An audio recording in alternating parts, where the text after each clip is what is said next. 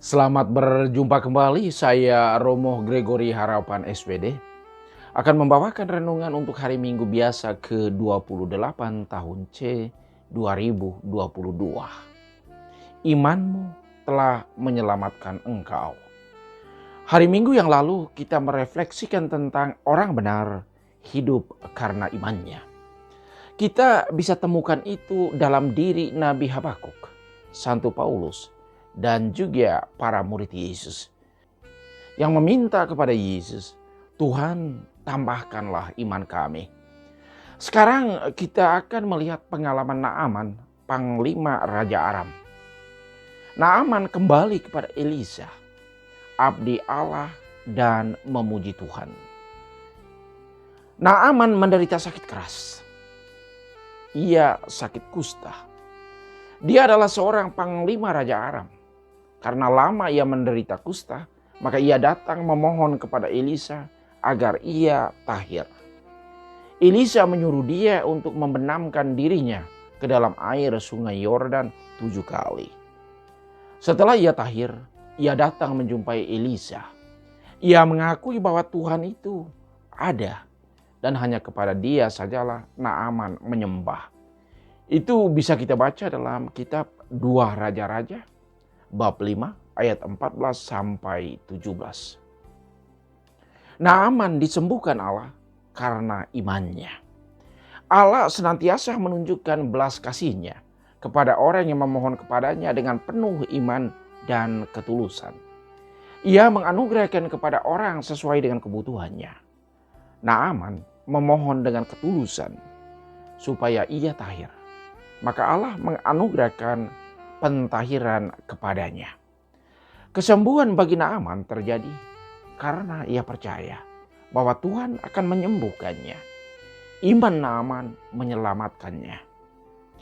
Iman yang tidak goyah dan tulus menjadi jalan untuk kita menerima berkat Allah dalam hidup.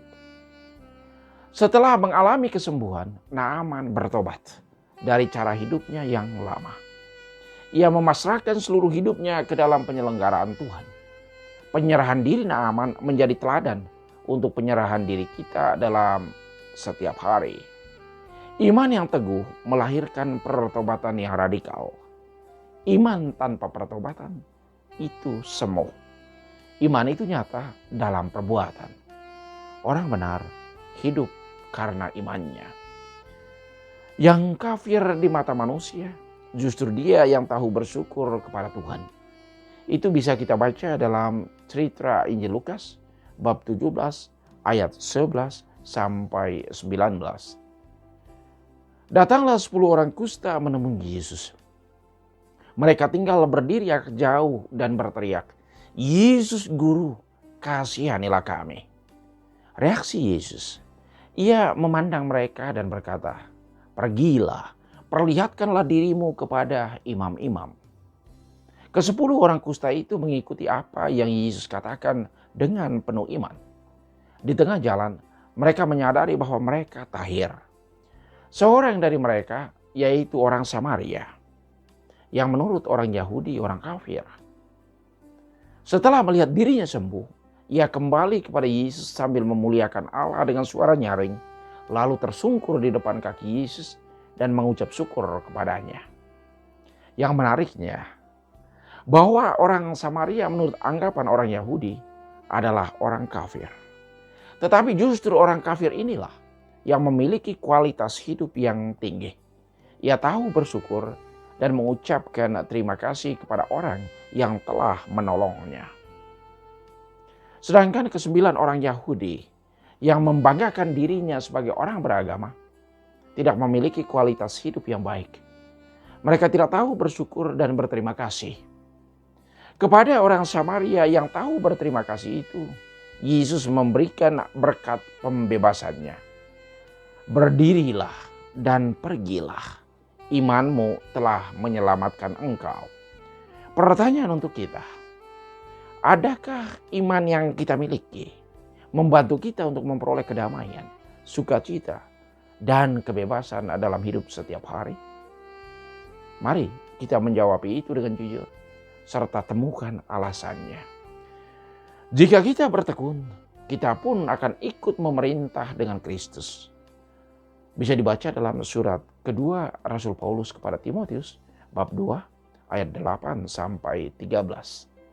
Paulus mengingatkan Timotius bahwa karena pemberitaan Injil dalam Yesus, ia mengalami penderitaan. Ia dianiaya dan ditolak oleh para antikristus. Ia dibelenggu, tetapi sabda Allah sekali-kali tidak pernah akan terbelenggu. Karena ia selalu bekerja dalam diam untuk mengubah manusia dan dunia. Jika kita mati dengan Kristus, kita pun akan hidup dengan Dia. Jika kita bertekun, kita pun akan ikut memerintah dengan Dia. Jika kita menyangkal Dia, Dia pun akan menyangkal kita. Jika kita tidak setia, Dia tetap setia, karena Dia tidak dapat menyangkal dirinya. Segala yang kita lakukan di dunia ini mempunyai hubungan sebab akibat yang tidak terpisahkan. Ilmu pengetahuan modern, terutama psikologi, selalu mengingatkan bahwa segala sesuatu yang seseorang lakukan saat ini itu memiliki keterkaitan yang sangat erat dengan apa yang pernah seseorang alami sebelumnya. Yang dialami sebelumnya itu umumnya dirujuk ke pengalaman masa kecil, masa remaja, dan dewasa awal. Pengalaman masa lalu selalu memberi pengaruh yang cukup besar dalam hidup setiap orang. Misalnya, seorang yang sekarang minder, pemalu, tidak percaya diri, melihat dirinya selalu tidak bisa untuk melakukan sesuatu, bisa terjadi sangat dimungkinkan karena di masa kecil ia sering dimarah-marahi, sering dibentak, sering ditakut-takuti, atau juga tidak pernah dilatih untuk bertanggung jawab dan diberi kepercayaan untuk melakukan sesuatu yang berarti dalam keluarga. Misalnya mencuci piring, membersihkan rumah, memimpin doa, dan diberi kesempatan untuk berbicara apa saja di tengah keluarga, atau hal-hal praktis lainnya. Sekarang kita belum terlambat untuk kembali memperbaiki dan membaharui diri agar menjadi semakin baik. Perbaikan dan pembaharuan bisa dimulai kalau kita mengenal diri kita sesungguhnya. Apa yang masih kurang dan belum cukup kita laksanakan selama ini.